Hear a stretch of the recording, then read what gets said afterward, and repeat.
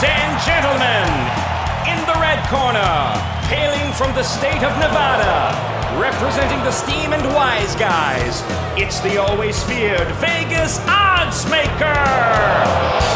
And in the blue corner, the crowd favorite from South Florida, Marc Winning Picks Lawrence. And now, let's get it on! Against the spread, Winning Picks with Marc Lawrence. Hi, everybody. Welcome back once again. This is Marc Lawrence, along with Victor King from King Creole Sports, Andy Iskoe joining us from TheLogicalApproach.com in Las Vegas, and our good friend Jim Feist, the legendary Jim Feist, is getting ready to go against the spread on this week's college and pro football cards. And Victor, what a week it was last week. I know there was a lot of everything going on in the world of college football, but the National Football League, I think people who bought the Sunday ticket got their money's worth when 6 NFL football games were all decided on the last play and all by a field goal. Right, and that was a record in the NFL for a weekend as well, with 6 games being decided by a field goal at the end of regulation. That's definitely the way to start out the show, Mark, that's for sure. For you, a good winning weekend with your college and NFL plays, including the best bet winner, New Mexico State, for the fall's favorite game of the year. So very nicely done again for Mark's service. We did well, 5-2 for our over-unders, and that's combined college and NFL. Our 4-star best bet was a winner with the Chargers and the Lions over the total, 79 points in that game. A lot of fun to watch for over the total bettors, that is for sure. So well done for both of our services. And since we usually lead with a college football story, Mark, if you ask me, it's not necessarily the fact that you got 5 undefeateds trying to fit into 4 spots in terms of the playoff. But to me, the most important thing about college football that occurred over the weekend was the fact that the coaching carousel is in motion and it is running now with 2 weeks left in the season. Last weekend saw Boise State and Mississippi State and Texas A&M all fire their head coaches, including your buddy Jimbo Fisher, not to mention Penn State firing their offensive coordinator, USC firing their defensive coordinator. Yeah, a lot of upheaval in the world of college football last week. At the top of the list, as you said, Victor, Jimbo Fisher, Texas A&M decided to eat that $76 million pill. And, if I'm one of the boosters there, I'm livid, but nonetheless, $76 million. Are you kidding me? So we will see a whole lot of changes, I think, at the end of the football season for sure. But that's, I think, a precept of what's to come in the world of college football. And you mentioned, Victor, about the undefeated teams in college football. And we're getting down to the nitty gritty. One little comment I want to make here before we move on, and I'm going to bring Andy and Jim in on this too for their opinion. In the college football rankings this week, Washington won a pretty good football game last week. They beat the third time this year they beat a ranked team, but didn't move up in the polls. They're the only team in the country that can say they have 3 notches in their belt by beating ranked football teams, but yet not in the top 4. How do you guys feel, Andy, about where Washington is in that ranking poll? And do you see them making the college football playoff this year?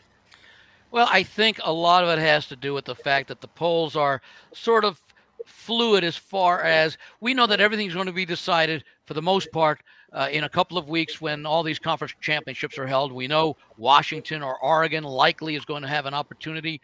Georgia and or Alabama from the SEC, Michigan and or Penn State from the Big Ten. Not sure if anyone from the Big 12 will make it if Florida State goes unbeaten in the ACC, although that has been a very weak conference this year. So the fact that Washington is not in the top 4 right now doesn't mean it'll change. I would think Washington, if they end up running the table and beating Oregon for a second time, this time at a neutral field, they would have an edge, certainly over the loser between Ohio State and Michigan, who would have at least 1 loss, likely just the 1 loss. And I could also make a case that they should have an edge over a 1-loss well, it'd be either a one-loss Alabama or a one-loss Georgia team, but we know the committee likes to get in there. So Florida State might be the one team gets left out because of their strength of schedule, other than that opening game against LSU. So I think Washington and Oregon will control one of the spots, especially Washington if they go unbeaten. So I don't think the standings mean all that much right now, but it may serve as a little bit of motivation in their game this week. Jim, what about you? You think that would be motivation for Washington this week? Just the fact of what happened, and now their goal has to be going undefeated. As Andy mentioned, so there's so many good one-loss teams here. I don't think they want to make themselves prey to that. What do you think that situation would be in that Washington locker room this week? Well, they're certainly making a case for having more teams in the playoffs. Yes, for sure. But I don't think I could add much to what Andy says. He follows this a lot closer than I do, and absolutely, there's motivation. These kids want to go into the playoffs. They don't want to miss it, and they know what they have to do it. And well, at least they think they know what they have to do it, because you never know. All that dirty word of politics ends up showing up somewhere along the line. Well, it does. For sure it does. I mean, politics, NCAA, I mean, they all kind of go together. Victor, why do you think that line moved in the Washington-Oregon State football game? Figuring that they opened up a small favorite Washington, then it's gone to 2.5 Oregon State, and there aren't any major injuries. What do you think the smart money is thinking for a move? I'm trying to figure that out as well, because the first thing I looked at was injury report, and then second, potential weather impact. Yep. Neither. So I'm a little bit perplexed on that as well. I get you. It's a kind of a mind-boggling thing. I don't want to belabor the point on one football team or one game, but it's sort of I think a football game. I think that when the dust settles this week, we'll find out exactly how that affected the Washington-Oregon State football game this week. Mark, do you think that they caught up with the fact that Oregon State has covered 14 of the last 15 at home? Well, that's a really good point, Greg. Something I wasn't aware of. 14 out of 15, that's a pretty strong number. Jonathan Smith's done a great job with the football program. They have much the better defense in the football game. So maybe, just maybe, they felt that the wrong team was installed as a favorite to begin with. Right. And keep in mind, Oregon State can still play for the Pac-12 championship game because they're playing Washington and Oregon in back-to-back weeks. If they win both games, yes, and Arizona loses one game, Oregon State will be in the Pac-12 championship game. Yeah, I think it's a combination of Oregon State being a much better team than a lot of people think, because they're overshadowed media-wise by Washington, by Oregon, by USC to a great extent, and even to Utah because of their past recent success, and the fact that it becomes harder and harder to go unbeaten as you get deeper into the season. And this is a situation on the road in a relatively competitively expected game for Washington to lose, and the fact that when you go back to the Washington win over Oregon, Oregon really outplayed them in that game. So it may very be a situation that if Washington's going to fall, this would be the most likely place before they would have to have a rematch with Oregon. Well, Oregon State, certainly the disrespected and overlooked team. So that might be, I mean, there's a lot of handicappers out here that I noticed what they're on, and they are on Oregon State in this game. Yeah, a football team that's kind of played under the radar a bit this year, although they played really, really good football, unquestionably. And the other thing, guys, before we move over to our college football game of the week, I'm just thinking here, seeing this out through the end of the football season, into the college football playoff, and how would it feel if for the Pac-12 in their final season, they're having this terrific season here, the best win-loss record outside the conference. All of a sudden, all these teams have meaning, and they look like they're really good football teams. But what happens when none of them make the college football playoff? Is that bias, or is it just the fact that that's the way the cookie crumbled? By the way, another point in this Washington-Oregon State team. Washington's bolting the conference for, I guess, the Big Ten. Yes, Oregon State and Washington State are going to be the two teams remaining. The judge in Washington earlier this past week handed down a decision, which will be subject to appeal and all that, that yes, Oregon State and Washington State control everything within the Pac-12 because according to the bylaws or whatever, as long as once you've announced that you're going to leave, you no longer have a voice. And I think they did that by taking USC and UCLA out of the decision-making process when they announced last year that they were going to the Big Ten. So will Oregon State's motivation to say, okay, you guys left and we're left hanging with just ourselves and Washington State to find opponents for next year? Or will Washington say, hey, you guys are getting all the money that we should be getting because we're still members of the conference, even though we announced our move? Wonder how much that plays into some of the psychological aspects of these games and our bettors taking notice or taking a position because of that, perhaps on Oregon State. Well, as you mentioned, Danny, they become the Pac-2 next year, and I've read where there's talk where they will form a Pac-2. Right. They don't know how they'll play against each other, whether they'll play 2 games home and away against each other, and then load the schedule up, obviously, with non-conference teams. But that's the ugly situation, having a Pac-2 2-team conference. And by bylaw of the NCAA, you're not allowed to form a conference with anything less than 8 teams. So, I don't know if there's a caveat to that they're allowed to do this because of this breakup. It's all to be determined, I guess. I believe they've given the Pac-12 a 1-season reprieve to get things in order. My guess is that they will likely form some sort of combination with the Mountain West conference, whether they call it the Pac-West or the Pac-12 reinstated. I would imagine there's some good teams in the Mountain West that, unfortunately, maybe with the exception of UNLV and maybe San Diego State, no real huge media markets for the conference, and that becomes important when you're negotiating TV contracts. Sure. That came out on Twitter today, or X, or whatever platform you want to call it, this morning, that the fact that both of these schools are in fact negotiating today to schedule 7 to 8 games in the next 2 seasons against Mountain West opponents. Yeah, there you go. So just tongue in cheek, but there's some bad teams in the NFL that could play. Yes, there are. They could maybe move them out and bring some better teams in there too. Hey guys, you're listening to Marc Lawrence Against the Spread, the nation's most popular sports handicapping talk show. And we're going to move it over now to our college football game of the week. And since we're talking Pac-12, let's stay inside the Pac-12. We got a good game on tap, a rivalry football game, if you will. There are rivalry games and they still do exist. It's just that they're not as important. I don't think the rivalry means as much to these teams anymore these days. But UCLA is going to take on Southern Cal in a big rivalry football matchup. Victor, how do you see this football game shaking out? It's kind of interesting. At the top of the show, I did mention the fact that the coaching carousel is already in circular motion. And the fact is, one of these coaches is in jeopardy as well. This has come out in the last 24 hours. Reports have emerged that UCLA is indeed preparing to fire Chip Kelly. The final decision has not been made yet.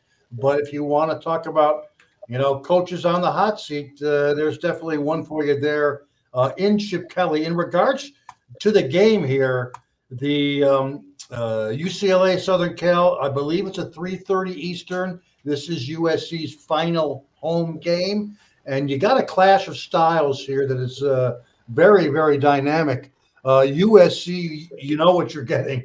A lot of points on the offensive side and on the defensive side as well. In fact, the number 2 over team in college football is indeed these Trojans. Obviously, sharp bettors know there's only one team in college football that's gone a perfect 10-0 to the over this season, and that would be, of course, the LSU Tigers. But right behind them at 9-2 to the over is indeed the USC Trojans. UCLA, on the other hand, with a very, very good defense, and the fact that they've had their own little circus at the quarterback position all season long, where they've been starting 3 different guys at quarterback. Obviously, a very good under team. 80% of UCLA's games have indeed gone under the total on the season. We're somewhere around 65 to 65.5 is what I'm seeing in regards to the over-under line, with USC favored by 6.5 to 7 points. So that comes out to what we call an implied score of USC 36, UCLA 29.5. Now, obviously, the very first thing, Mark, that jumped out at me when I researched this is the fact that these two teams have been involved in some high-scoring games as of late. That's for sure. In fact, each of the last 5 seasons, the over has cashed in this USC-UCLA series. The average line, 66. Average score, 83.4. The average margin, plus 17.4. Last year, these two teams accounted for 93 points. 2 years ago, they accounted for 95 points. 3 years ago, they accounted for 81 points. To me, it's pretty much providing the only path for us to go in this game. And that's probably play a few dollars, a one, maybe two-star play on the over in this particular game. Obviously, Chip Kelly's known for his offensive prowess. Again, they've had some difficulties. They've started freshman Dante Moore a couple of games.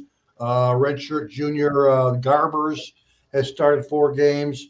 That transfer Schlee also started last week's game. Right. And it's expected to be Garbers this week under center. Again, it's a clash of styles. But from what I've seen in regards to previous series, it's throw a few dollars on the over, enjoy the game. USC could go out big time in their final home game of the season, and we'll play. We'll call it a 2-star opinion on over the total. Andy, what do you see between the Bruins and the Trojans this week? Is that intense rivalry going to be in place, or are they getting ready to make the move to the Big Ten Conference?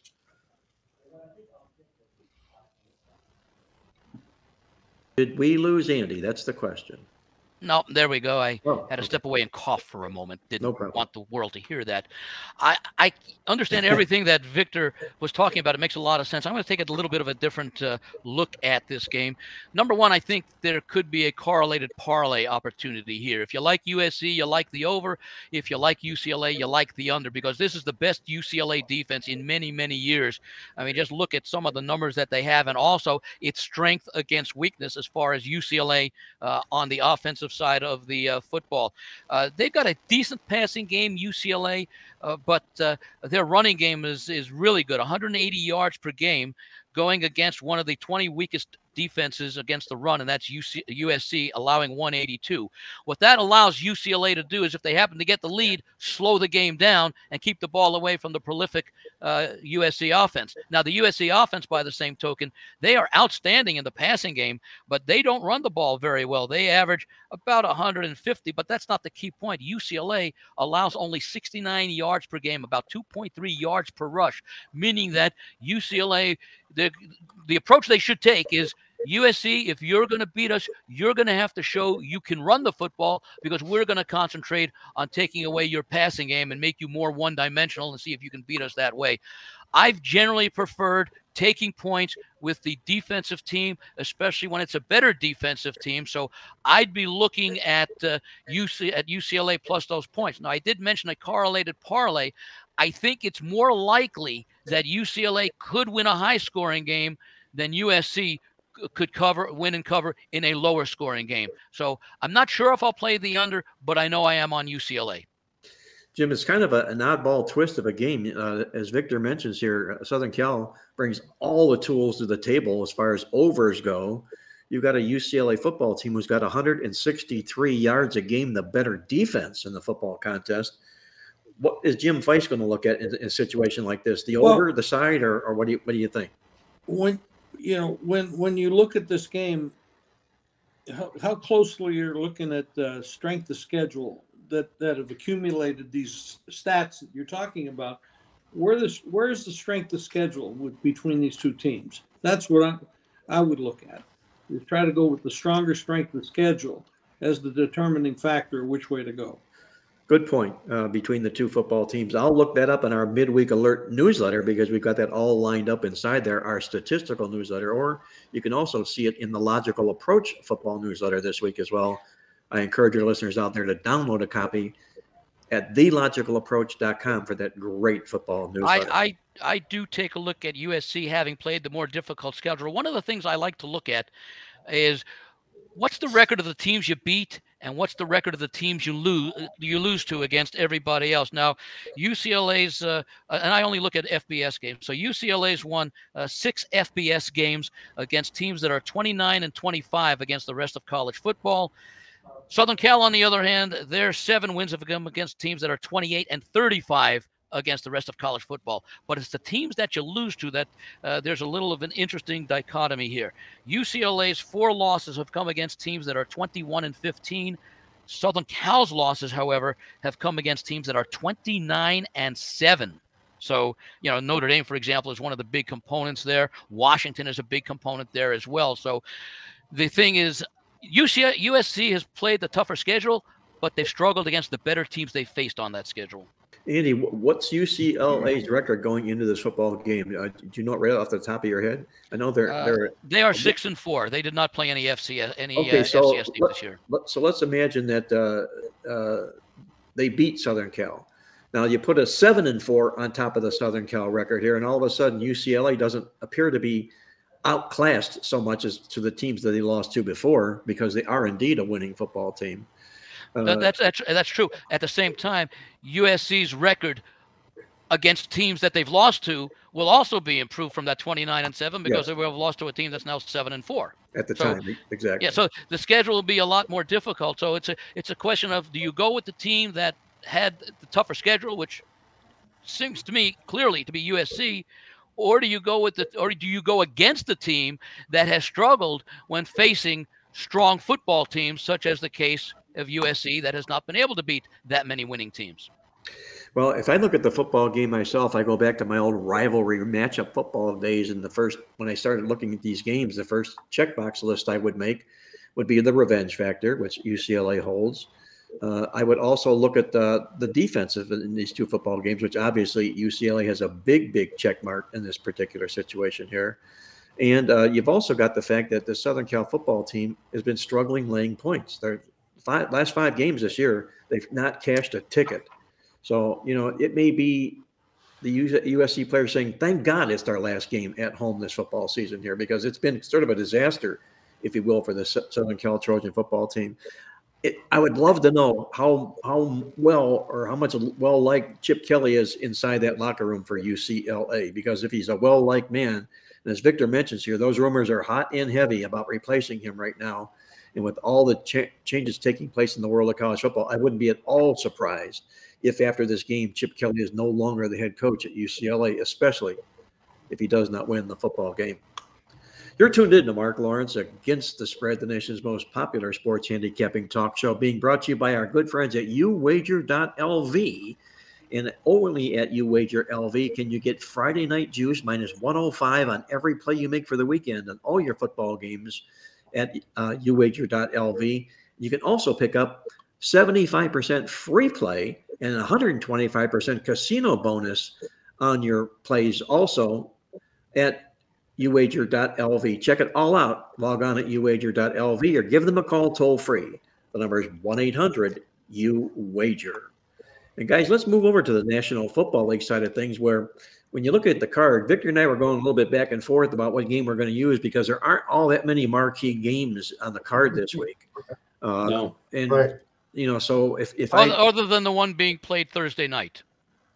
And Monday night. And Monday night, yes. Yes. But everything else in between, in between that loaf of bread is sort of, average at best. And so what we settled on was a team with a winning record against a team that doesn't have a losing record. And that's going to happen when the Las Vegas Raiders go to Miami down here to take on the Miami Dolphins. And Victor, we got a little bit of a yin and a yang type thing going on here with these records of these two football teams. From an over-under aspect, what do you see happening here? Before I get into it, and we do have a play in this particular game, an over-under play, Mark. Before I get into it, there's been a couple of really, really good feel-good stories in the NFL that are kind of hot this week. Obviously, this Joshua Dobbs story in Minnesota is a great story. The Mr. Smarty Pants, a guy whose side job is literally a rocket scientist. He works for NASA, for God's sakes. You think Cleveland is maybe regretting trading him earlier in the season right now, the Browns? I think maybe, because this guy has got it working upstairs, and that is for sure. And the sky's the limit. Minnesota, can they potentially catch Detroit? Maybe, but they can certainly qualify for the NFC playoffs. Another feel-good story, obviously, everybody is on the Houston Texans and the great rookie season of C.J. Stroud, the Ohio State quarterback. He's setting NFL records almost on a weekly basis. And, Mark, his MVP odds have materialized this week a little bit more. Prior to the season starting, C.J. Stroud was 200-1 to win the MVP in the NFL. As of this week, C.J. Stroud is down to 20-1 odds to win the MVP. With that said, guys, there's only been one rookie in the NFL. Who's the last rookie in the NFL to win the MVP award? Any guesses? Well, I gotta clear out the hard disk. I would say Dan Marino. And a clue that Mark will probably get it. This is obviously one of my favorite football players of all time. One of Victor's. Jim Brown. Oh, there we go. Yes. Jefferson from the Dirty Dozen. Jim Brown in 1957 was the last NFL rookie to win the NFL MVP. Good for him. Another way that we get to mention the great Jim Brown, and I love it. And speaking of the Cleveland Browns, you mentioned about the Joshua Dobbs. He was there. Right. They tried to get him back. Yes, they did. Arizona.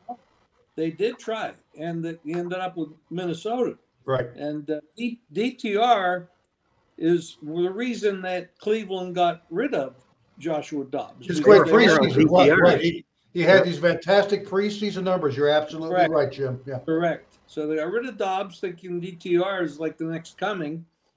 And then after things happened, they tried to get him back from Arizona, but he ended up in Minnesota. Not to divert from this game any at all, guys, but you brought up DTR and the Cleveland Browns. And Mark wanted to talk about this game anyway. A little bit. I did, yeah. But a little bit of what's going on inside this game here is the decision that Kevin Stefanski had to make about whether he was going to start DTR in this football game or PJ Walker. And everybody was a little bit surprised when he named DTR. But then the deeper you dug, the deeper you understood the Browns' thinking here. Walker has, I think he had one touchdown pass and 5 picks in his starts. That's not a ratio that any coach would settle for. And the last time that Robinson started the game for the Browns, it was in an emergency situation where he didn't even know until the day before the game he was going to be against the Ravens. Right. Yeah. Right. Yeah. He had no preparation time, not whatsoever. So they want to get him a full week of prep to find out exactly what they've got here. And like Victor says at the beginning of the season, or Jim says, they knew what they had in DTR, and that's the reason probably they let Joshua Dobbs go. Right. And plus, he has second half of the season upside. You know what you're getting at PJ Walker. That's for sure. No serviceable at the same time, quarterback, but can't lead an NFL team first stringers. At the same time, knowing what they have in DTR, why did they then go try to get Joshua Dobbs back? Although I will excuse DTR's performance in that first game under those circumstances. He's now had several games to sit back and watch and learn. Don't know what'll happen, but I would expect a better performance out of him this week than he had in his NFL debut. It's not unusual to see that happen. Andy, they're not done either. My number one source as far as Cleveland sports is my brother up in northeastern Ohio, Kurt, and he tells me the Browns are still working to improve their quarterback room with Watson now out for the year. So they have made additional quarterback inquiries. You're absolutely right. Who is out there they could get? That's the question. Right. For a while there, they were thinking about Carson Wentz. He signed with another team. So that is the question, though. Is there anybody worthy out there that you would think about starting instead of giving the rookie from UCLA a significant second half playing time? But, guys, let's do this. How about we go over to this Raiders-Dolphins game that we set up here and decide to go down a different road? Guys, we're going to give the ball to Tuco. Tuco had a nice winner for us, last week when he said go over the total in the Baltimore-Cleveland game. And what do you know? We got those points in the first half of that particular game. Heck, you saw the final score. What was it, 38-37 or something? Yep. A very unexpected AFC North Division shootout. So let's give the ball back to King's best friend.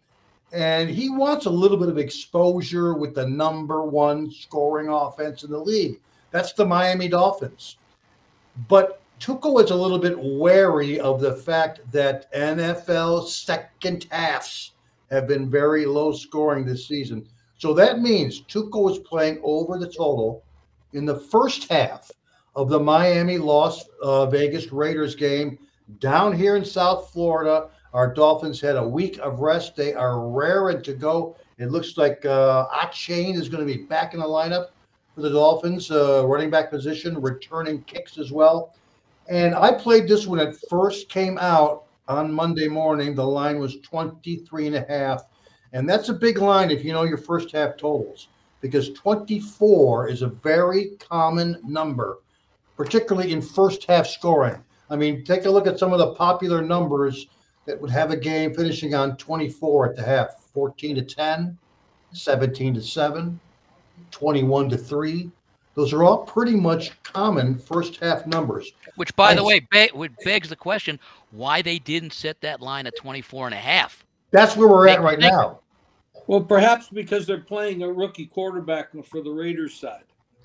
But the line in the game is going down, which is weird. It opened at 48. It's down to, I see some 46s, some 46.5s out there.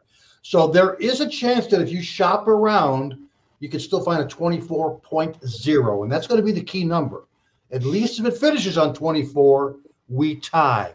At 24.5, I might pass. But again, I think if you shop around, you might be able to find a 24.0 in this particular game. Miami, their 4 home games this year, 48 points combined against Denver, 27 against the Giants, 35 against the Panthers, 24 against New England.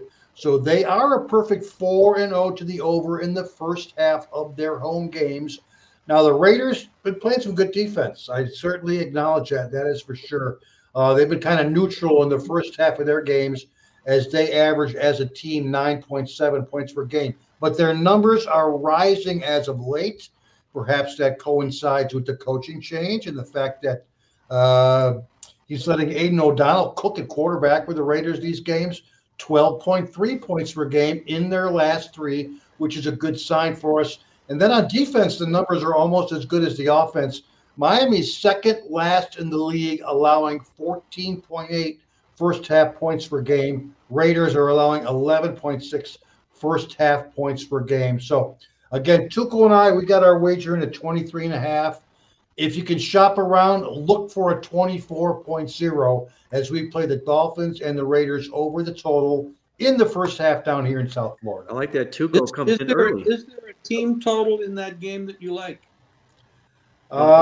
Team total. Let me see here. I got that real quickly here. Team total is Dolphins anywhere from 29. A couple of books I got Dolphins at 29.5. A couple of books are 30.5 for the Dolphins. Raiders, a solid 16.5 is their team total across the board. Of the two, obviously, if you can find the Dolphins at 29.5, I would lean toward that team total, Jim, for a full game total. Yeah, that's what I'm looking at in the game. I like the Dolphins to win and cover and also to go over the spread, but I like Miami over their team total better. All righty. Andy, I read somewhere this Aiden O'Donnell, the quarterback for the Raiders, a lot of people like him. A lot of people on the coaching staffs all throughout the league. In fact, it was said that some thought he was first-round material. Right. And he looked like he's been impressive so far. What's your take on O'Donnell since he's had that starting job with the Raiders? He was even impressive in the preseason, which is why they did not feel uncomfortable in benching Jimmy G once the coaching change was made. But, this is a situation of like an FCS team going up against an FBS team, because the Raiders, they've won the 2 games. I was on both of them. I like the Raiders quite a bit, but they're against the Jets and the Giants, 2 of the weakest offensive teams in the NFL, albeit both teams, especially the Jets, are decent on defense. So we don't know what we're going to get out of the Raiders offense this week, because they have faced better defenses than they will this week, although Miami's defense has shown improvement. At the same time, I'm not so sure if the Raiders defense can contain that Miami offense, because now they're going to be challenged by a team that can run the ball and can throw the ball. And yeah, Max Crosby is a great playmaker as far as that goes, anchoring the defensive line and all that that he adds to the team. I do think Miami, coming off the bye week, is well prepared. I think Waddle also is going to be back this week as far as having missed some time. I think Miami is a little bit too well balanced for the Raiders defense to be able to hold up. So I do think that Miami is the right side in this game, and maybe we see something along the lines of a 37-20 type game, which might also put it over for the full game, because I think Miami's defense can give some things up, especially if they're playing with a lead that I expect them to be playing with. We're into the second half of the year now, and we definitely have the haves and the have-nots in the NFL. We have the Tommy DeVitos playing quarterback, and these there's players in the NFL right now that shouldn't be in the NFL, and these teams are playing for playoff spots. Now we know Miami hasn't lived up to expectations against the best teams they've played, but this is certainly not one of the best teams they've played. And they are coming off the bye. They have all that speed. Almost nobody in the league has the kind of speed this team has. And HEN and Waddle, and then of course, they're gonna open it up, and they're gonna be throwing the ball all over the field. Now, I don't think the Raiders could keep up with that. I don't think that's their style. They just played, like Victor said, the Jets and the Giants, who are two of the worst teams offensively in football. Well, I'll give you the breakdown here, guys. We talked a little bit about how Miami has fared against good teams and bad teams. And I put this through the database before we began the show about Mike McDaniel, since he's been the head coach with the Dolphins.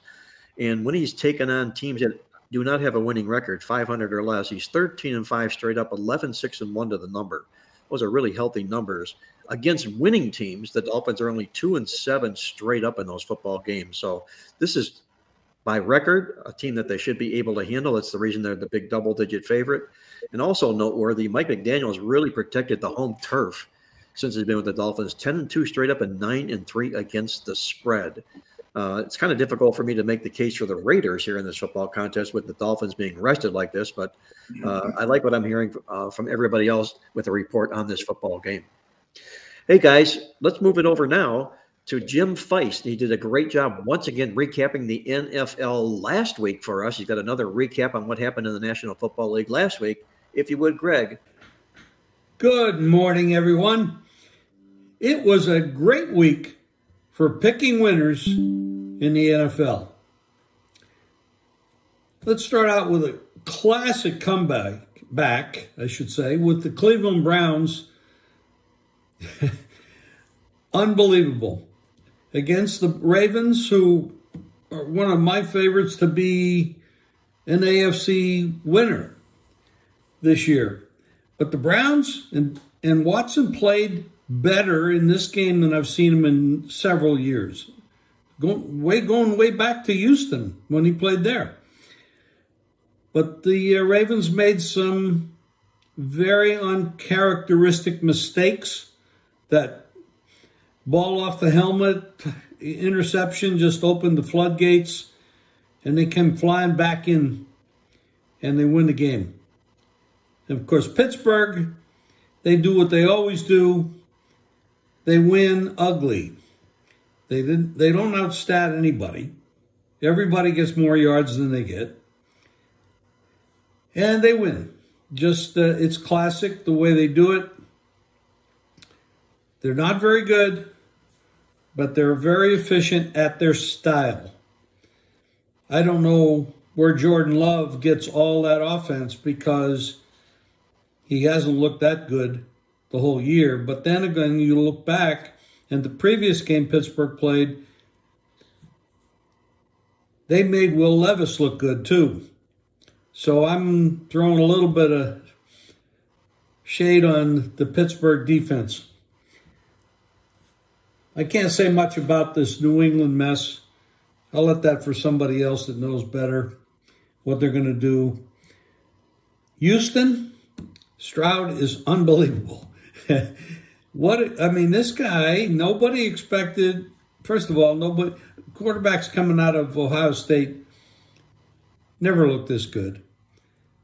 But we do have to remember that Joe Burrow was at Ohio State, and then he switched and transferred to LSU, and he wins the national championship. So maybe we finally got one that actually played his college career at Ohio State that looks good. He looks real good. He makes great decisions. I'm going to flip over from him to Zach Wilson. Zach Wilson looks like he has the talent to succeed, but there's something missing. I don't know what it is. Maybe he stares down his receivers, but I'm not going to spend a lot of time on the Jets because I don't believe they're going anywhere unless, of course, by miracle, Aaron Rodgers comes back and saves them. But he may be staring down his receivers, making decisions that he shouldn't be making, but they can't move the ball. They can't score. Maybe it's the coaching staff. Maybe it's the offensive coordinator. I don't know. But there's something missing there because he has the talent to succeed. It's just not developing. So in a development league, I'd have to say he needs a better situation to move on. Minnesota, New Orleans. I'll tell you what, Josh Dobbs looks like he can play. I know he's very smart, very intelligent guy. Nobody really ever gives him credit for doing what he's doing. It's kind of like, oh, that was an accident, or that was, it just, he is playing very well. He's very intelligent. He's athletic. He's got a decent arm. He moves well. I think we've got to stick with him a little bit. Murray comes back for Arizona, and he led the drive at the end of the game to win it. We have to remember how talented he is. If he is focused, if he wants to play, if he wants to do it, he has the ability. He had it in college. He still has it. The talent is there. Is the desire? That's the question. A lot of good games. I mean, Dallas over the Giants. The Giants are basically a high school team at this point. They've had a lot of turmoil this year. I guarantee you that Brian Daboll will not be the coach of the year to this year. However, he is a good coach. He'll come back. I don't know what to say about the Chargers.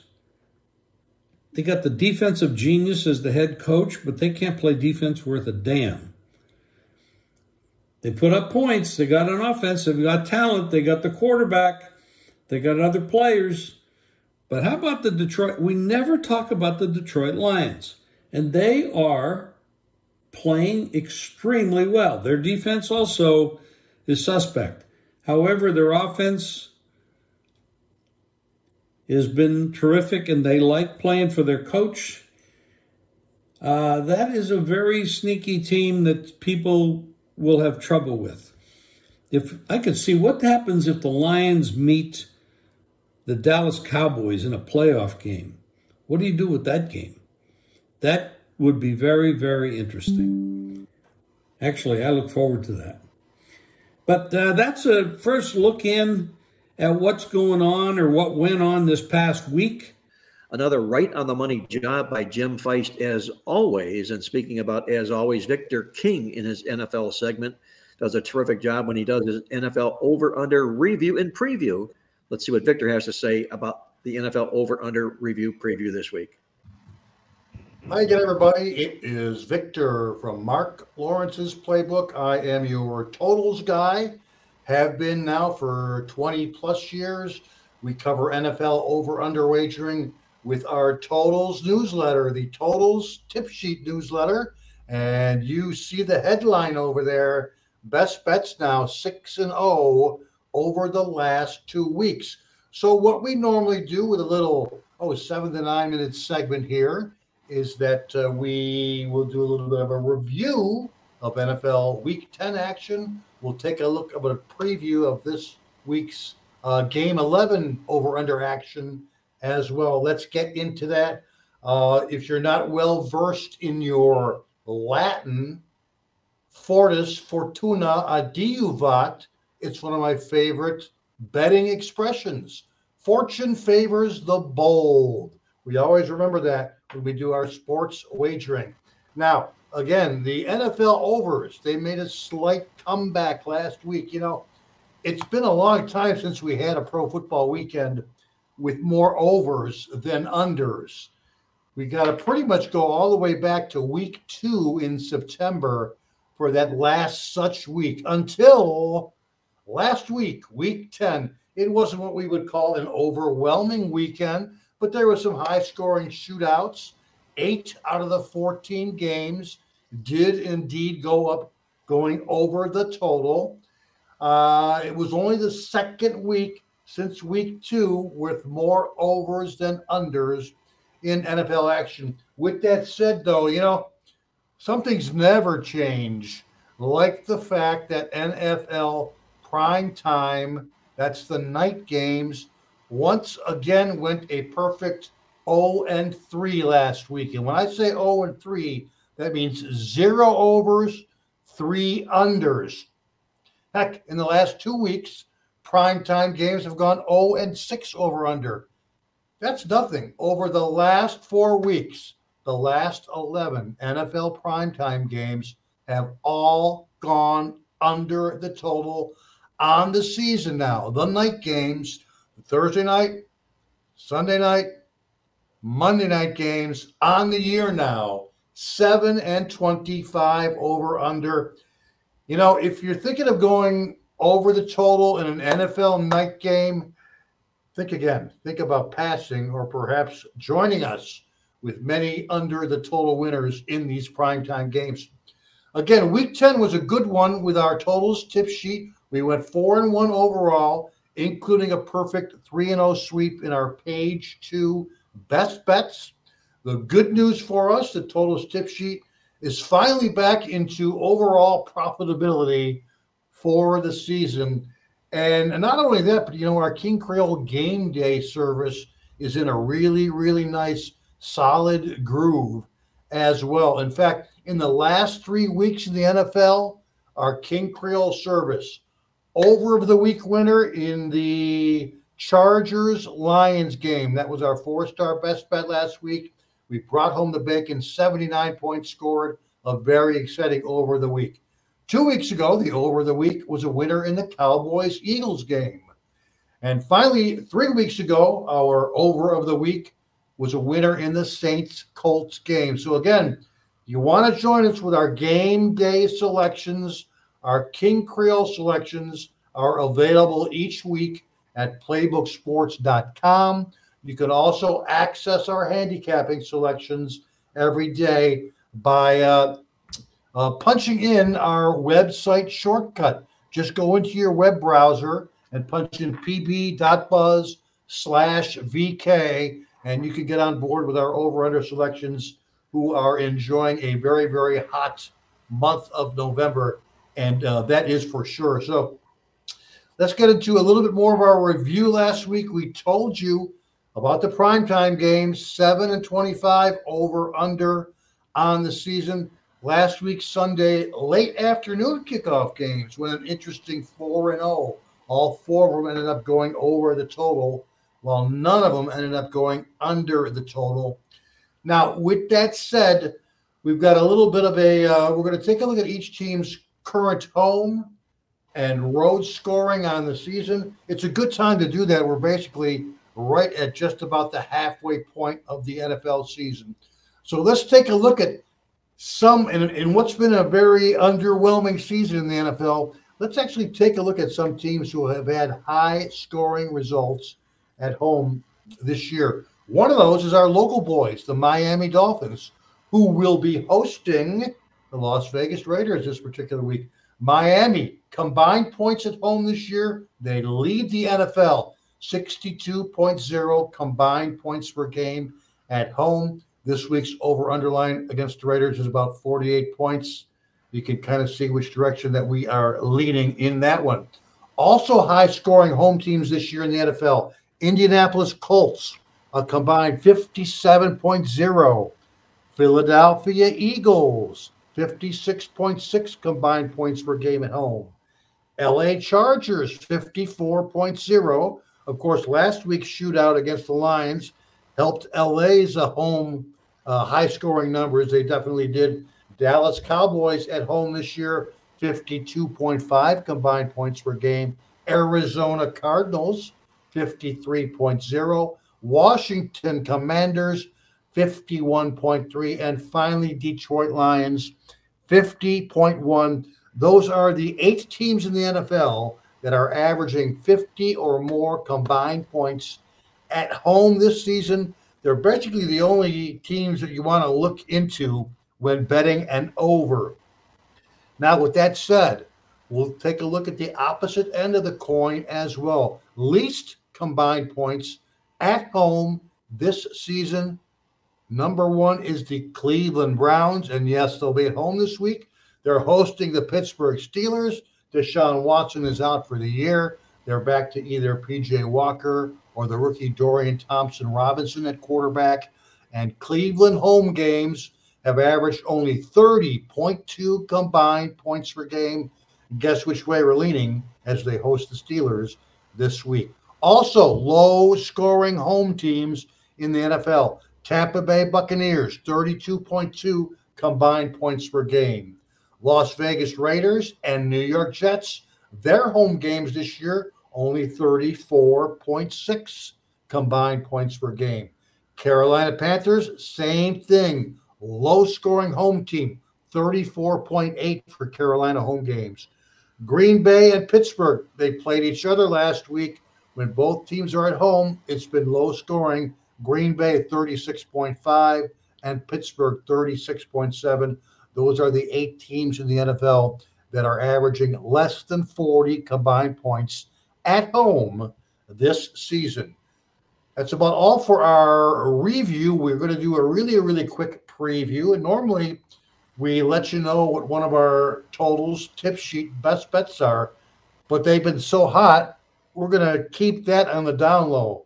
After all, we're trying to get people to purchase our Playbook newsletters like the totals tip sheet. So we're going to hold off on those OU best bets that are on page 2 in each week's issue of the tip sheet. We'll let you buy this week's issue number 11 and see for yourself. But in the meantime, we are going to give the ball to our boy Tuco for a 1-star free opinion this week. And Tuco's going back to what he does best. That's team totals. His play this week is the Tennessee Titans to score over 16.5 points. That's right. Their over-underline is only 16.5 points on the road against the Jacksonville Jaguars, and Tuco likes Tennessee to go over that number. I know they're only 2-7 over-under on the season, and they're averaging only 17.1 points per game. The good thing is all we're asking them is to get their average. The bar has been set pretty low for us this week. How about this Jets-Titans series? I'm glad you asked that. In the last 7 games versus the Jaguars, the Tennessee Titans have averaged 25.8 points per game. They've scored 20 or more points in 6 out of those 7 games. It makes our number of 17 or higher pretty reachable for the Tennessee Titans. And it's not like Jacksonville has a dominant defense either. They do not. The Jaguars are ranked number 23 in the league. They're allowing 21.1 points per game on the season. And in their home games, even higher, 27.0 points per game is what Jacksonville is allowing at home this year. Looking at Tennessee's offensive success on the division road as of late, pretty much seals the deal here for Tuco and myself. Since the beginning of the 2019 season, Tennessee has averaged a very high 29.5 points per game in their last 12 division road games, like this one is. So there you have it. Our 1-star free play this week is a team total from King's best friend Tuco, and it's on the Tennessee Titans to score over 16.5 points as they take on the Jacksonville Jaguars on the road in a Sunday AFC South Division clash. There you have it, our review for Week 10. our preview for Week 11. We're giving the ball to Tuco. He's playing the Titans to score 17 or more points. That'll do it for this week. Best of luck with all of your Week 11 selections. And don't forget to get back to the Marc Lawrence Against the Spread podcast. On the money, as always, Victor King with his NFL over-under reviews and previews on the football card. And with that, let's move over to Andy Iskoe. We've got Andy live on our show today. And Andy, we always love about talking those NFL line moves that occur in the National Football League. And just an FYI to our viewers and listeners out there, you can watch Andy's contest review of all the major contests in Las Vegas. It's a standalone video. You can check it out online at playbooksports.com or on the Playbook Experts YouTube channel for that contest review from Andy Iskoe. And what about the line moves this particular week, Andy? Anything particular that caught your eye? Yeah, several games, and in fact, I've grouped them into two different categories, 3 in each category, and so we'll do category by category rather than game by game. And they sort of, a couple of them have themes. The first game is an injury-related game. It's the game between the Steelers and the Browns. The advanced line, 10-day advanced line, had the Browns 3.5-point favorites at home against Pittsburgh. When the line came out Sunday night, the line was up to 4. However, then the news broke on Wednesday that Deshaun Watson was out for the season. And I think at the time it was not known yet who was going to be starting quarterback. DTR ultimately got it. It wasn't that long before Stefanski made that decision. So when they put the game back up, the Browns, instead of being the 4-point favorites that they were, the game was actually made a pick'em game. Actually, we saw some steady money that brought it down to pick'em. They didn't take the game off for very long. However, after it reached the low of pick'em, the Browns have come back to be a 1-point home favorite in that game. Another game involving an injury to a quarterback is the Chicago at Detroit game. The Lions at home, 8.5-point home favorites in the advance line. When the line was reposted Sunday night, it was the Lions were a 9-point home favorite. They were actually bet up to 10.5 before the news came out that Justin Fields is likely to return this week for the Chicago Bears. I'll put likely because I think there is some talk that maybe they are rushing him back a little bit, and the long-term future, unless maybe he's not part of their plans for the long-term future, being the decision may be rethought. However, right now it's expected that he will start. As a result, we saw a huge move in that line down from 10.5 to the Lions 7.5. The third game I'm putting in this category is the game between the Giants and the Commanders. The advanced line had the Commanders as 8-point home favorites last Tuesday. When the game was reposted on Sunday, the Commanders were up to 10-point home favorites. That game actually went up to 10.5 before money came in on the Giants, betting it down to 8.5. It's now back up to 9. So it's a little bit of a surprise. Like your comments, guys, on the two quarterback issues with the Browns, Steelers, and the Lions, Bears, and what you think might be behind the unusual movement in the Commanders game based upon nothing that I understand is injury-related. And then my second set will have a totally different theme. Victor, do you think the line move in the Browns game was a fair line movement from where it was with Deshaun Watson and where it is right now? Yeah, I'm not surprised by how that's moved at all in that particular game. They had to do something, so I think we're where we should be, where we're at right now. Yeah. Well, the best unit on the field is the Browns defense. Yes, it is. Very, very high in the league. We have no idea what the Browns are going to come with on offense, except DTR. We go back to preseason, and that's why they're starting him. But the Steelers' offense has been pathetic. They don't move the ball. Whatever they do in the fourth quarter, that magic dust that Tomlin puts out there, then they end up winning. But it's all in the fourth quarter. Hey, Jim, you mentioned that. I read that stat on Pittsburgh. I think they ranked 6th in the NFL in scoring percentage in the fourth quarter of football games. That's how much they improve in the fourth quarter. It's unbelievable. Tomlin's a hell of a coach. I mean, he knows what he's doing. He doesn't have that much talent, but he's a hell of a coach. I agree. And as far as the other line moves are concerned here, the first thought that crosses my mind, Andy mentions the Washington, New York Giants game. And it's almost always, it seems, correct me if I'm wrong, with these line moves, it's what have you done for me lately? And they're so reactive to what happened in the last football game. The New York Giants have been just pathetic the last few weeks, and you're going to see these lines move against them, especially when they were worse last week than they were the week before. Hence the reason for the line move in situations like that. Do you think, Andy, that these line moves are a little bit too easy to depict, or is that the reason that these games are moving that way? Well, the reason I picked the Commanders game is because the line move did move from 8 initially when it was posted, taken down, back to 10 to 10.5. But why the love for the Giants? Because they haven't done anything since these lines were posted following that loss to Dallas. So there has been some support down to 8.5, came back a little bit. So that's the perplexing part of the move. Not that the line move went against the Giants, but then it went back in favor of the Giants. And it wasn't just from 10.5 down to 10, which I could understand it's a key number, but it went down even below a little bit 9 briefly. So you think that's maybe putting a team in a Peter principle category that they can't handle Washington laying double digits in a division game? So, people go start crunching their databases and they see these god-awful numbers in situations like that. Is that part of a reason you think this game might have come back down?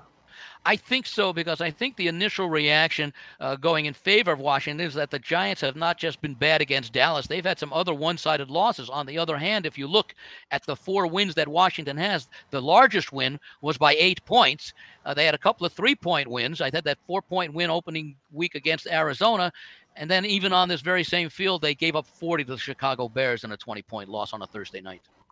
At the trade deadline, Washington moved some players, and people said, well, they're giving up on the season. But when you look at them, they'll keep trying. I mean, they could have won in Seattle, which is a tough place to go. It's cross country, and they have some offensive talent. So the selling off their players at the trade deadline and them still working as hard as they are to win is very confusing. Is there anything about Tommy DeVito? He's going to start. That is positive. Oh, he's going to start. That's positive, I guess. I don't see any positive numbers coming out of him, but it's a situation, Jim, where I think it couldn't get any worse than what it is right now with New York. So, I think they're just kind of like taking the boat, paddling it into shore, and getting ready for next football season. Well, let me ask the total question to Victor. What would you make the over and under line on the Giants scoring in this game? I'm sorry, come again, Jim? What do you make the Giants over and under line for them scoring in this game? Oh, well, we can look that up. What the Giants team total is? Is that what you're asking? Yes. Giants team total is... It's got to be 13.5 to 14.5, I would think.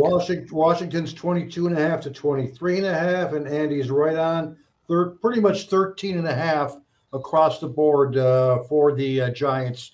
Obviously, be much more enthusiastic about playing the Washington team total over. If I asked you guys who was which NFL quarterback leads the entire league in passing yards for this season, you might see some guesses like C.J. Stroud, the rookie, or maybe Tua, or maybe Josh Allen, maybe Jared Goff, maybe Patrick Mahomes. How about Sam Howell? He is the number 1 quarterback in the league in terms of passing yards this season. I know we talked about him about a month ago, and we tried throwing in the towel on Howell. But you know what, guys? From the top of the team, from the front office, all the way down to the locker room, this team thinks they have their quarterback of the future in Howell. Yes, they do. I've got the other 3 games all have a common theme, and it's almost like a theoretical type question. The line moves are in the game between the Raiders and the Dolphins, which opened 10, went up to 13.5, so it passed a key number of 13. Then there was another game, the Titans and the Jaguars, opened 6.5, went as high as 7.5, crossed the key number of 7 before coming back down. And the Monday night game, Eagles at the Chiefs, game opened 2.5, went as high as 3.5 briefly, and went back down to 2.5, crossing the key number also of 3. So my question is, when a game crosses a key number, or when a game hits a key number, they usually expect to see a buyback. Is there any significance that the buyback didn't come as soon as they thought, that it had to go to a half point above that key number before the buyback begins? And which game are you speaking, Andy? Well, all three of those, because Okay. specifically the Titans and Jags were across 7.5, went back down to 7 from 6.5, and the Chiefs game 2.5 to 3.5, back down to 2.5. So it went up 2 and over a key number, and then came back.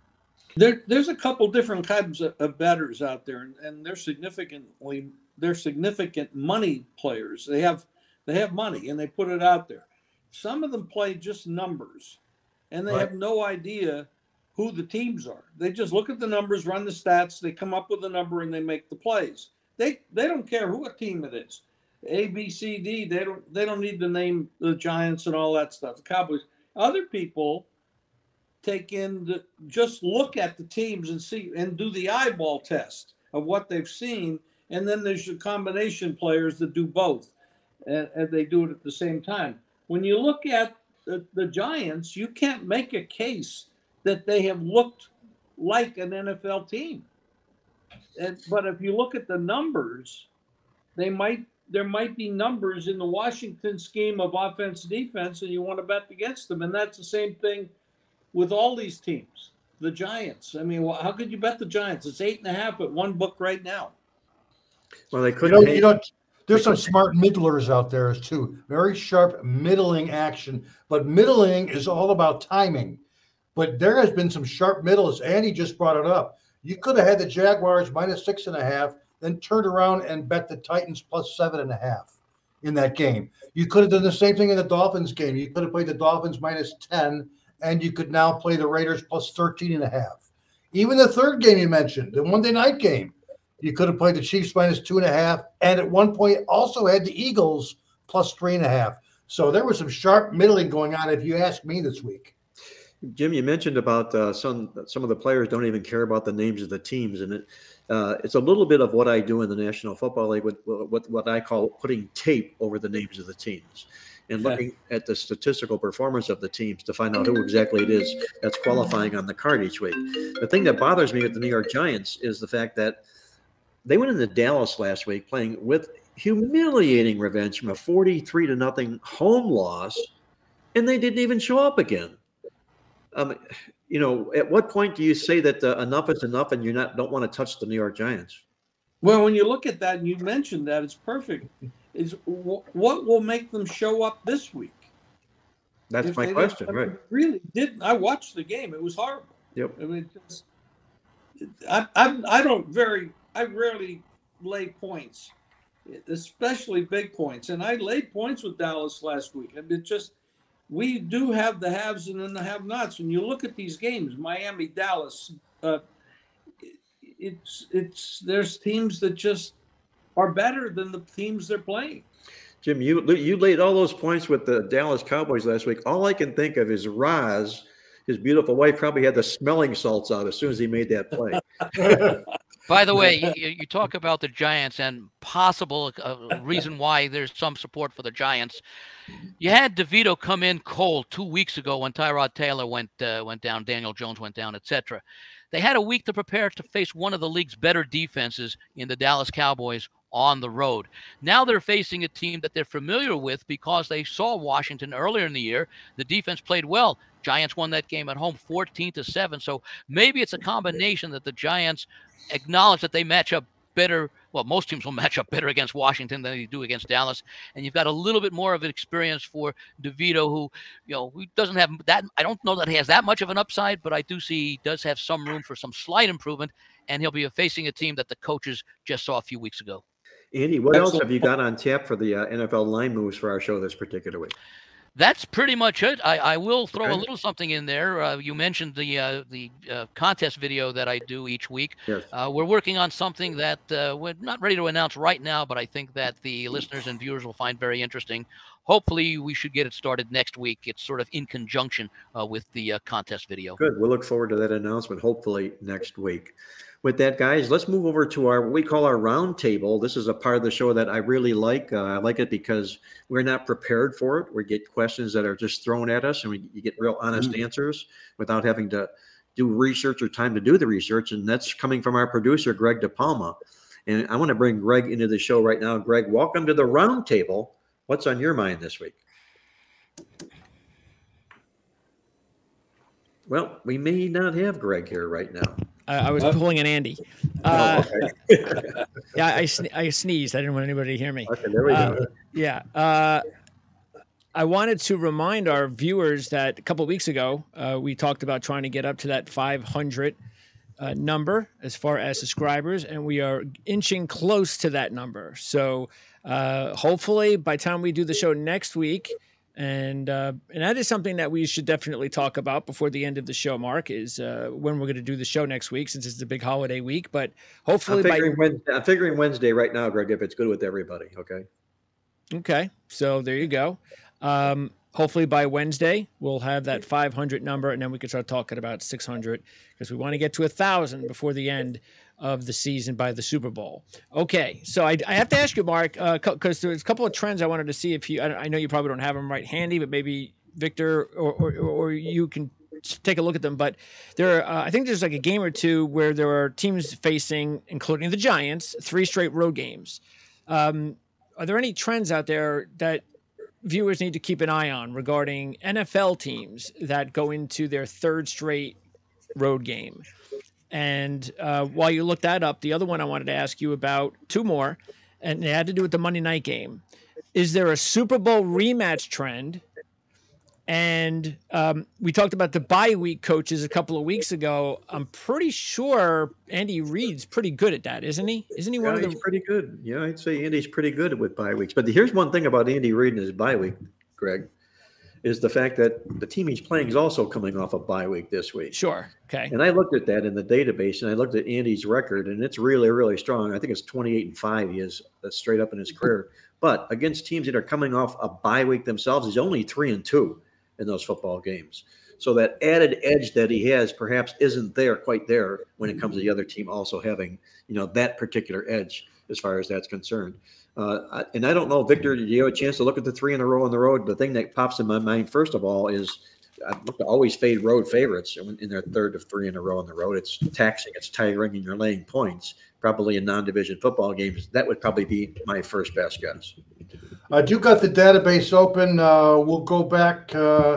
Heck, we can go back pretty far, and it has not been fantastic for teams playing in their 3rd straight road game. 89, 115, and 2 ATS.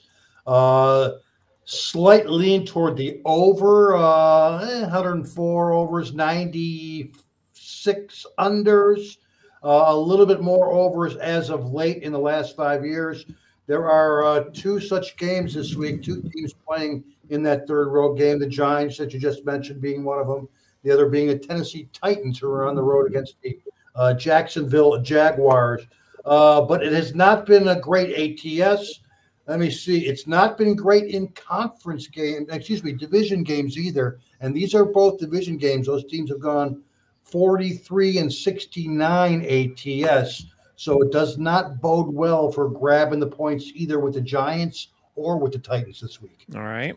And I don't know, did you guys happen to notice any Super Bowl rematch trends while you were doing your research this week? Andy, I don't know in your database if you can do Super Bowl rematch. We cannot in ours. I can look at Super Bowl winners and we can look at Super Bowl losers, and I can put them in situations. But I don't have the ability to bring a rematch, a Super Bowl rematch per se. Do you have that? Can you do that in your database? I believe there is a way that I can write a little program in time for next week's show that will give me some results going back at least to like the early 1990s as far as Super Bowl rematches go. I don't actually have that as a specific query. I do have, and I don't have it in front of me now, information about 3 straight road games. There's only been, I think there's only been one previous situation this year of a team playing a 3rd straight game on the road. So we don't have that much to go by as far as that goes. There are some results as far as teams playing 2 straight road games and then coming back home or something along those lines, which is a little bit larger database. But I'll look into the one about the Super Bowls and report back next week. As far as this rematch is concerned, we have the same head coaches. We have the same quarterbacks, and several of the players are the same. The one thing we don't have is on this Philadelphia side, they lost the defensive and offensive coordinators. Right. So, that mixes in there. You might say Philadelphia has this one record, but do they have it with these guys? Because the offensive and defensive coordinators are very important as well. You know, I don't want to sound facetious at all in approaching this football game, but it just crossed my mind, and I said to myself, this has to affect the football team with the Taylor Swift situation. Not so much Taylor Swift, but the fact that the Chiefs were on a bye week last week, and Travis Kelce was in South America. Argentina, right? Argentina following her on the tour. Exactly. I mean, if you're a head coach, do you want all your players hopping off to Argentina during their bye week and then coming back and focusing on a football game? I just think it might prove to be a little bit distracting as well. You know what's weird is that depending on whether she is at the Chiefs game or not, she'll be there. Kelsey's individual props for that game change based on the fact of whether she is at the game or not. Isn't that amazing? Wow. Well, the fact is he's played a lot better when she's in the ball. You got that right. I think in the case of Travis Kelce, a veteran player, Andy Reid, a veteran coach, Yep. I think unless something really comes out and he has a horrible game, I would think that Andy Reid's probably okay with it, given the player and the kind of person that he is. He seems to be. He has a lot. It's like Gronkowski. Gronkowski would do all sorts of strange things off the field. When it came time to play, he played as well as a Hall of Famer, and I think that could be the same of Travis Kelce. I think that the players respect coaches who allow them to take advantage of their downtime to recover, do whatever they want, as long as when they're back, they focus on football, and that's reflected in their performance after the bye. See, little did you know, Greg, when you asked about Super Bowl rematches, that the conversation would turn to Swiftie. Oh, yeah. That's what I was hoping for. Beginning of the season, Dallas seemed like the team to beat after a couple of games. Then it was the Niners. Most recently, it could have been Baltimore. So right now, if you had to predict a team that could be the next hot team, who would you pick? I'm going back to the Niners. I think the Niners, without Williams, without Deebo Samuel, with CMC hurt a little bit, they missed the field goal. They lost the one game. I mean, to me, top to bottom, their roster is the best in the NFL. Now, a couple of weeks ago, I was so smart and I said that I thought that the Ravens and the Bengals were two of the best teams, and then last week they lost. I would take a look at the 49ers as well, and I'll point this out. The last 3 weeks when they had all those injuries, their last 3 games, scored 17 points in each game. In the other 6 games they've played this year, they've scored 30 or more in each of those 6 games with having an outstanding defense. I think they are the best balanced team this season, and we'll see what happens this year if they can have a healthy quarterback in what could very well be a rematch against the Philadelphia Eagles. And the 49ers have every reason to play as hard as they can going out because they trail Philadelphia for the potential home field in that championship game. So I think the 49ers will be very well tested by the end of the year. And again, we never know about injuries, but all things being equal, that's my pick to go on that run. Their second best run of the year. It sounds like Jim's dog agrees with him about that 49er play, Jim. That's for sure. Hey, if you're looking for an interesting 49er play this week, consider their team total over as well. It's at a number of 26.5 right now. Andy just mentioned the numerous times they scored over 30 this season, and with everything back in place, Deebo back, offensive line back. I don't know how many points Tampa is going to score this particular week, but we know their passing defense is pretty bad. So consider the Niners over their team total of 26.5 this week. Hey, Andy, speaking about value, I'm sorry, Victor. I'm sorry. I didn't mean to cut you off. Were you going to say something else? No, that's good. Okay. I was going to say that if you are looking for a team other than the ones that we're likely to mention, how about the Detroit Lions? You go back to what they've done since the middle of last season, that strong finish, including knocking Green Bay out of the playoffs when they had been previously eliminated a few hours earlier. They've continued that this year. And if you look at their schedule, they've got a lot of winning games coming up, including this week, next week, hosting Green Bay on the Thanksgiving Day game. So I wouldn't be surprised to see, knowing that they did it last year without the experience, now that they've got the experience, that we see the Lions make a very strong finish down the stretch. You're absolutely right, Andy. We don't talk about the Lions enough. They've been absolutely incredible. And we don't mention them as being one of the best teams in the NFL, but they really are. One of the best defenses also, Jim. It's one of the real hidden reasons why they've really had this great success. In fact, if you go down and you look, and I'm doing this in our midweek, of NFL football teams that rank in the top 10, both offensively and defensively, there's only 4 teams, and the Lions are one of those. Not to They're running. They're one of the few teams that absolutely have a power running game. 2 running backs that have been absolutely incredible. You know, if you're thinking about maybe betting against them this week and grabbing the points with the Bears, maybe getting a little bit of cute, maybe thinking there's some value in a division game, I wouldn't blame you. But with that said, you know, Detroit's last 11 games against division since late in the 2021 season, a perfect 11-0 ATS, their last 11 games against division.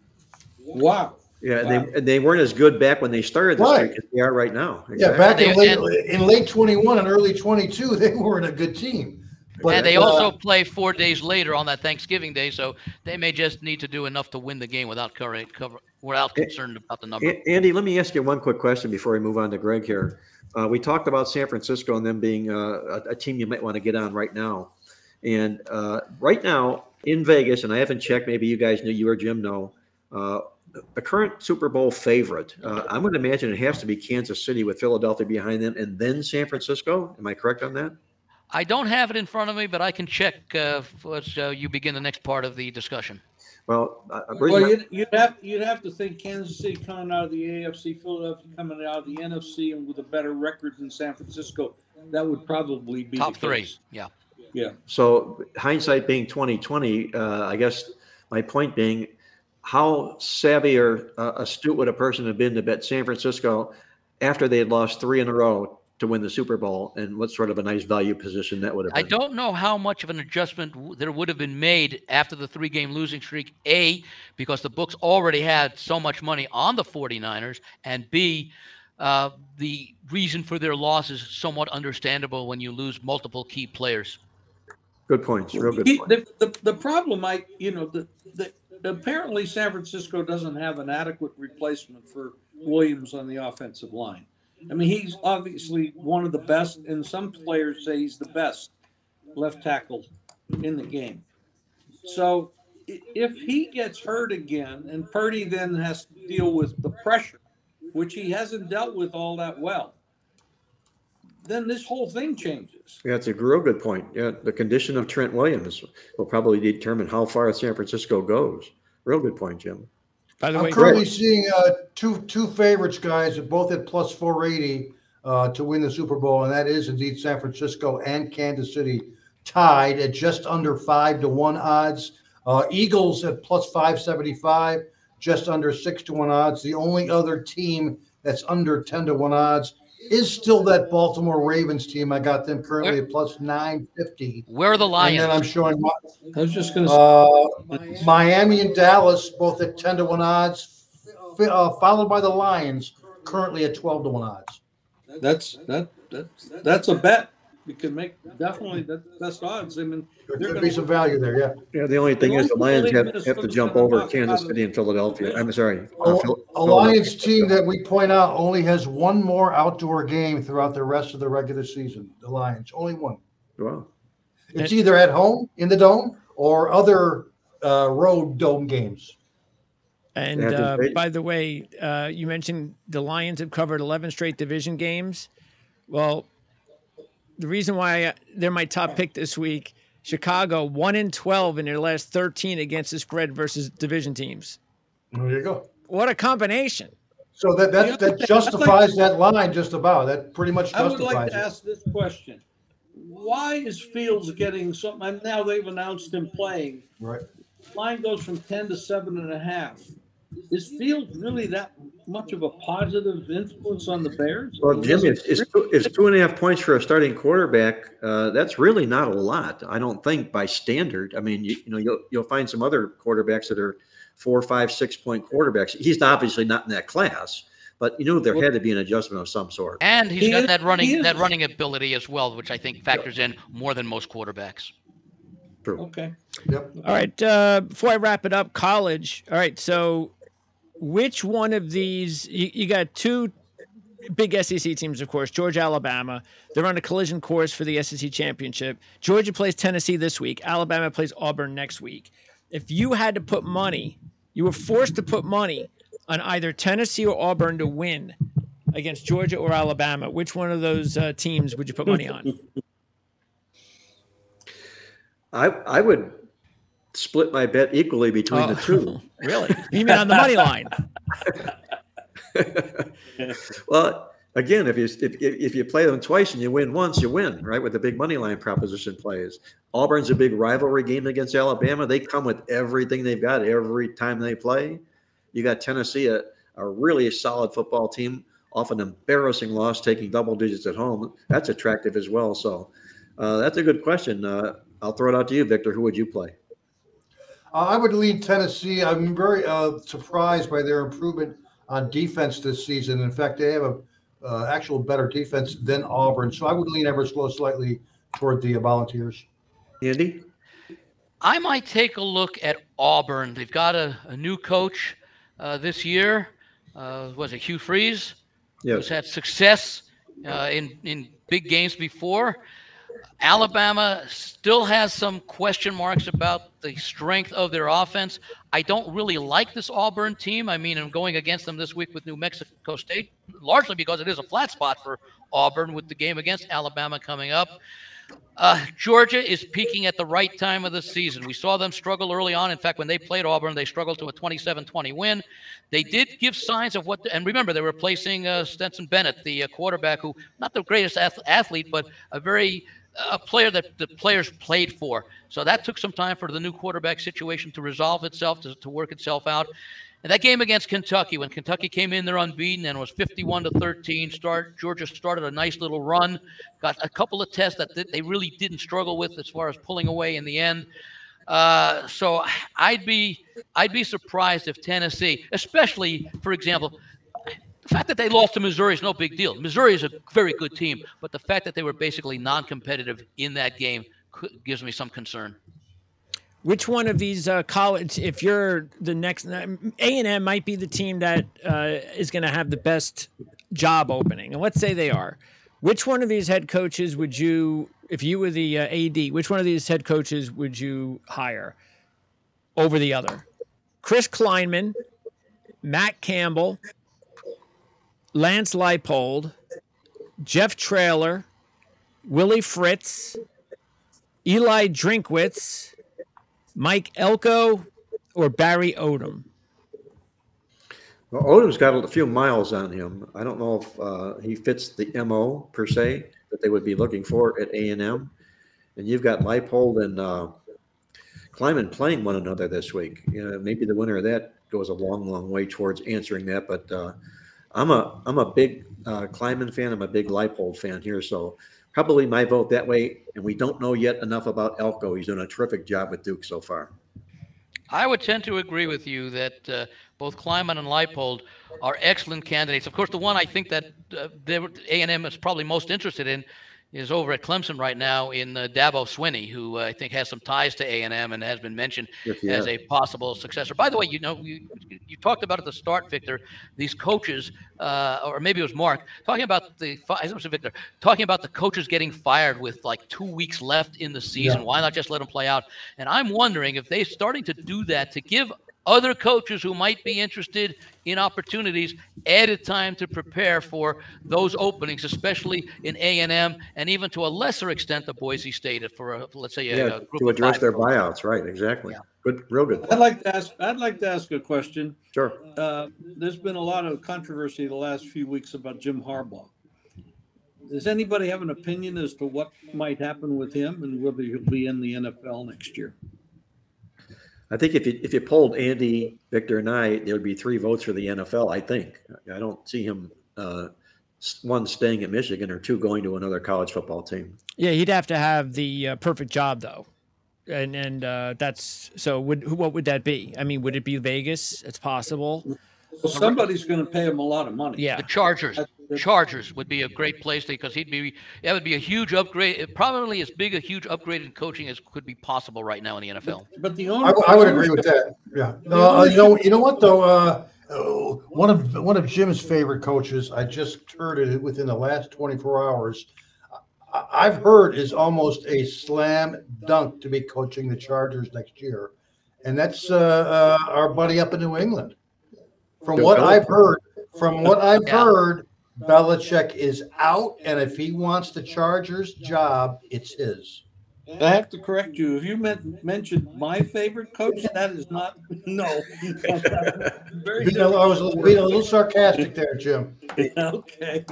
Yeah, if Bill Belichick became available, I'd be kind. Look, I think everybody would look at the Giants as a really good landing spot for him. Now, I personally don't. I think Bill Belichick he's had a remarkable career. Nobody probably will ever duplicate what he's done. But I think he is very stubborn, very set in his ways. People they don't always like working for him. He doesn't listen to anybody. He is a difficult guy. He's done so much in his life. Maybe he feels like he doesn't have to listen. But when you look at his draft choices over the last 10, 12 years, they've been awful. And, right. Just head coach, though. No GM role. Just head coach. He's too old to take over a NFL team that starts from the ground up. He would only take over a team that's ready to contend, that has a quarterback in place. And I would say a team like that would be where there could quite likely be a coaching change. Washington with Sam Howell and a new owner. That's another possibility. You're right about that, Andy. New owner with big bucks, yes, exactly. Very rich owner down in Carolina. Pepper. The one thing about the Chargers, their ownership has never been known to go for big bucks. And they've had questionable history. I mean, they fired a coach years ago, and Marty Schottenheimer was 14-2. So I'm not going there. Well, they are a bit on a cheap side, if you will. That's one of the reasons they moved out of San Diego. They couldn't get a stadium done there, and they moved to Los Angeles. Now they're sharing with the Rams, and I don't know if that's been a good move there as well or not. But I think the bottom line answer to your question, Greg, the consensus would probably be Jim Harbaugh to the Chargers. And to wrap it up, I know we've trashed Iowa's offense. And the nation has trashed their offense all season, and it's almost made it like a joke about how bad their offense is. But I think now, depending on how they do on Saturday, if they win on Saturday and they clinch a berth in the Big Ten championship game, I think the writers and the broadcasters and the critics owe Kirk Ferentz one big apology, because he has done an incredible job to get that team into the Big Ten championship game. And now he loses Cooper DeJean for the season. He lost his quarterback. He lost his top receivers. He's down. I mean, this quarterback that's playing has no right to be playing for a Big Ten championship team. And now he loses Cooper DeJean. If he gets his team to the Big Ten championship game, I think everybody owes him an apology. And I think he deserves a lot of respect for what he's done.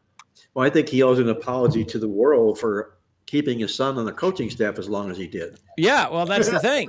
And he's been trashed for it, and he deserves to be trashed for it. Yeah. But the point is I think that's all that's happened to him all year long. They just keep trashing him. And all he's done with all these injuries is put his team in the Big Ten championship game. It's really unique, Greg. You mentioned that Ohio State, Michigan are going to play one another. The winner is going to go there. And, depending upon what kind of a game it is, and it'll be intense. And then here comes Iowa sneaking in there as a big 20-point dog in the championship game. Yeah, just exactly what he would love. Andy, you want to give your pick this week? Oh, okay. We're going to the game of the selection of the week. Correct. Yeah. Okay, as opposed to my pick on Harbaugh. Yes. We sort of talked about it. Yeah. I'm going to go with that's your pick of the week. I don't know if you can. There's probably some offshore places you can. I'm sure there is. I'm going to go with an ugly NFL underdog this week, and it's the Carolina Panthers getting 10.5 over the Dallas Cowboys as a home underdog. Dallas is off their second blowout win this season over division rival the Giants. They're now 4-0 straight up and ATS at home, with each win by 20 or more points. But on the road, Dallas is just 2-3 straight up and against the spread.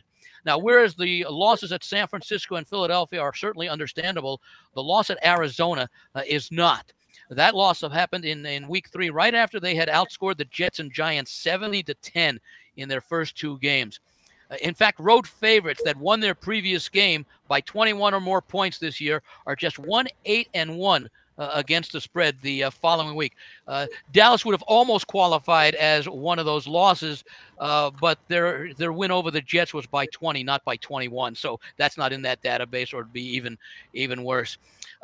When I look at Carolina, they're just 1-8, but they've played well at home. They've actually won all 3 of their games. They've gone 3-1 straight up with their lone win. Excuse me, I got the numbers wrong here. 2 of the 3 losses, only one was a one-sided game. 2 of the 3 losses were by 3 and 8 points at home this year. Defense has played well, ranking number 7 in total defense, including number 6 against the pass. It might be a stretch to call for an outright upset at those attractive odds, but a competitive game would not be a surprise, especially with Dallas hosting division rival Washington 4 days later on Thanksgiving Day. So getting the big number with the Carolina Panthers is a play that I've made this week. Andy, I got to throw this in there. One of our really, really good customers, a good client, very sharp, astute NFL player. I mean, very sharp. Sent me a direct message on Twitter, or X, whatever you want to call it now. And he alluded to the fact that there was talk in Dallas. I don't know if it was a reporter put it out as a rumor or a talk or whatnot, but the thought being that the Cowboys should entertain the fact of starting Trey Lance this week in this football game to kind of maybe better get him prepared for the future. And the first thought that comes to my mind was that would be locker room material for the Carolina Panthers. Dallas looking down at them like they didn't even count in a football game like that. So I think that's what the Panthers need, is to get a hold of that rumor or that tweet that went out about that and feast on that, if you will. That actually makes an awful lot of sense, because they do play 4 days later. And the game against Washington, Dallas is pretty secure where they are, but you always want to win your division games. You're still chasing Philadelphia in the division. So resting Prescott for an extra 4 days in a game that by all rights you should win, perhaps even comfortably, would make an awful lot of sense, especially since they didn't have him during much of the preseason. They're changing offensive play calling again. Yeah. In Carolina, they went from Frank Reich to Thomas Brown. Now they're going back to Frank Reich. Yeah. And neither one has worked so far this year. They're yo-yoing is what they're doing, Jim. It's a yo-yo squad. Yeah, exactly. But Jim, before I let you get out of here, any final thoughts you might have on the show for this week? Well, I prefer, the AFC North has 2 very important games this week. One is Thursday night, and with the situation that the Bengals have, if they should lose this game, in division their record's going to be horrible. In conference, it's going to be horrible, and they very likely would be missing the playoffs this year. And this was one of the best teams, and we all thought that, at least I did, that they could be possibly in the Super Bowl or in the playoffs and do some damage. But the team they're playing is also very good. And there were two of the teams that I thought were top 3 or 4 teams, 5 teams in the NFL. Both lost last week. One of them is going to lose Thursday night. And if it's the Bengals, they could very easily miss the playoffs. Well, we'll find out what happens with that football game tonight as we're doing the show on Thursday, a big, huge football game. And Cincinnati would also, just to roll it back a little bit, be a team that I would look at to play on for value moving forward. Just the fact that they backstepped, if you will, but they're still a really, really talented football team with a terrific quarterback. Jim and Andy, thanks so much for all of your contributions on the show this week. Always astute and good as we've come to know. I'm going to wish you guys nothing but the best of luck this week. Thank you. Thanks a lot, guys. That was Jim Feist, Andy Iskoe joining us from Las Vegas. Let's move over to our awesome angle of the week on the football show this week. And we're going to go right back to what we did last week. Our awesome angle last week, we called it, a big Bruce Springsteen fan, 10th Avenue Freeze-Out. And we played against the Atlanta Falcons for the same reason. We're going to be playing against another team in the same role this week. It cashed for us last week. And what it is basically, playing against any team in the NFL that's 4-5 on the season in game number 10, if they're coming off a straight-up favorite loss. They're trying to get even. They're perplexed about the fact that they blew a game straight up. They were expected to win, and they do tend to come flat in these games. The Atlanta Falcons came flat last week. We're going to be playing against the New York Jets this week, and it's never hard to play against the New York Jets. Sorry about that, Greg, but facts are the facts, I guess, in that situation. Teams in this role, by the way, when they're in this role, they are 8-36 straight up. These 4 and 5 teams in Game 10 coming off a straight up favorite loss, and 10-33-2 against the spread. That's 77% against the New York Jets this week for our awesome angle play. And with that, we're going to move over to Victor and myself for our complimentary plays on the card this week. And once again, I want to remind you it's being brought to you by our friends at uwager.lv, where they feature monthly 5% rebates to all clients. You can get a 5% rebate on all of your losses with free same-day payouts at uwager.lv. Check them out. Log on now, uwager.lv, or give them a call toll-free at 800-UWAGER. Victor, what do you happen to be looking at for your complimentary play this week?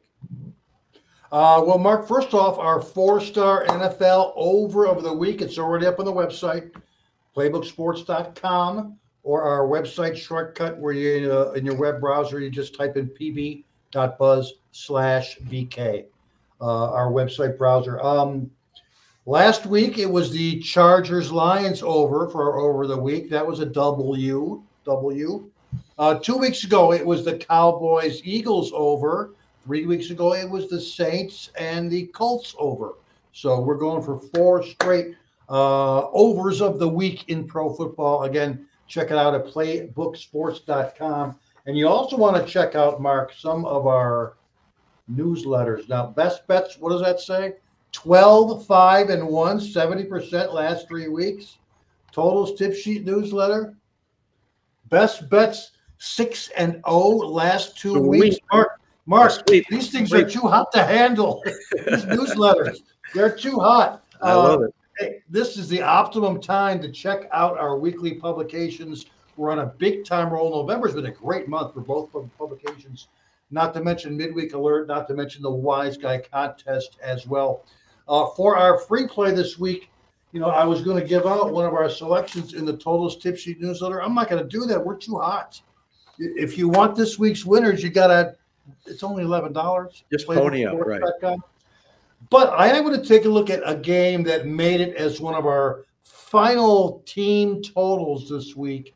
And we're going to go over the total with the Tennessee Titans and their team total. Their number is 16.5 this particular week as they take to the road to play division rival Jacksonville in the Sunday early kickoffs. Now, I know the Titans are only 2-7 over under on the season. They're only averaging 17.1 points per game. The great thing for us, the bar has been set low. All we're asking from Tennessee is an average output of 17 or more points. If you take a look at this Jaguars-Titans series, in the last 7 games, the Titans have averaged 25.8 points per game. They have scored 20 or more in 6 out of those 7 games. And it's not like Jacksonville has got this dominant defense either. They're ranked number 23 in the league. They're allowing 21.1 on the season. And in their home games, they're averaging a full touchdown more, 27.0 points per game at home. Looking at Tennessee's offensive success on the division road as of late pretty much seals the deal. Since the beginning of the 2019 season, Tennessee has averaged a very, very high 29.5 points per game in their last 12 division road games. So with that said, we think there's some value here. All we're asking Tennessee to do is to score 17 or more on the road against Jacksonville. So, Mark, for our free play, we will play on the Titans. Team total over 16.5. And again, don't forget this week's newsletters and our over of the week at playbooksports.com. Great job, Victor King. He goes over with the Titans. And Victor, correct me if I'm wrong, when we talked a little bit about 3 in a row on the road in the NFL, did you mention that those teams tend to play over in those football games? Was that a point you brought out? I'm not quite sure. We did, but in AFC games. Within Okay. the AFC conference, we've had even better over results as well. So another reason to lean over, as you just mentioned, the Titans are playing their third road game in a row. Very good. Victor King from King Creole Sports. Check him out at playbooksports.com. Before I get to my complimentary play on the football card this week, I want to remind our listeners out there, we're doing a very, very rare double 5-star weekend this weekend. We've had really good success with our 5-star plays. I've got a 5-star college football game of the month, a loaded college football card, and we've isolated a really strong play in the National Football League for a 5-star game of the month play. Best of all, you can get both of these plays and all of my selections this weekend for just $129 complete. Check it out. Log on now at playbooksports.com or give us a call toll free. The number is 800-321-7777. With that, my complimentary play, we're going to go inside the ACC. Look out my back window down here for the Miami Hurricanes, who come up pretty nice last week. Tyler Van Dyke didn't start the game, but he came off the bench and played very, very well in the football contest. He's healthy. He was sort of semi-bench because of his poor play, and he was also banged up, but he'll be healthy and at quarterback for the Hurricanes this week against Louisville. The Hurricanes come in here. Mario Cristobal, who's taken a beating by a lot of the people in the industry, he's really been successful against good quality teams, against 888 or better teams. He's 16-7 against the spread. That's a pretty strong number. And also, if the Canes, or his team, I should say, are a 600 or better team in those games, he's 8-3 straight up and 9-2 to the spread. Miami also a very strong home dog, pick or dog, because this game is right around pick right now. When they're coming off a loss, they've cashed 8 of the last 9 times. For Louisville, they come in here. This team has not cashed a ticket on the road this year. They're 0-4 to the spread in their 4 road games. They're also just 1-7-1 to the spread the last 9 times they've gone out as a road pick or favorite. Stay at home with Miami. I think they're building momentum down here with the Hurricanes. We'll play them over Louisville for our complimentary play on the card this week. And that's going to put the final wraps in this edition of Marc Lawrence Against the Spread. I want to thank our co-host Victor King from King Creole Sports, Andy Iskoe joining us from TheLogicalApproach.com in Vegas, and our good friend Jim Feist, a living legend in Las Vegas, for all their great contributions on the show this week. And also Greg DePalma, our producer, with the great content information on the show, as always, this week. And as Greg would remind me to remind you, make sure you subscribe, hit the subscribe button. It doesn't cost anything, but become a subscriber to our program. And we're going to hit our goal here. If you can help us along, just subscribe, hit the subscribe button down below. Until next week, this is Marc Lawrence, reminding you to always to remember to bet with your head, not over it. And good luck as always.